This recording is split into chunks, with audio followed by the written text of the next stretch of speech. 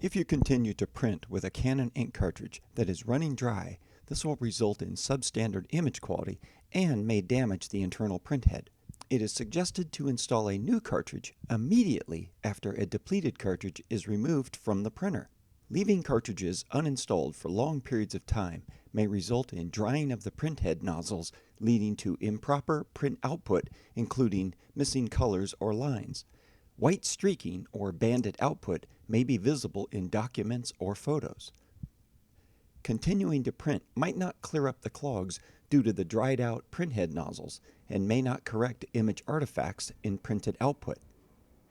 Activation of a cleaning or head cleaning from the printer driver or software menu is normally required to resolve poor image quality problems.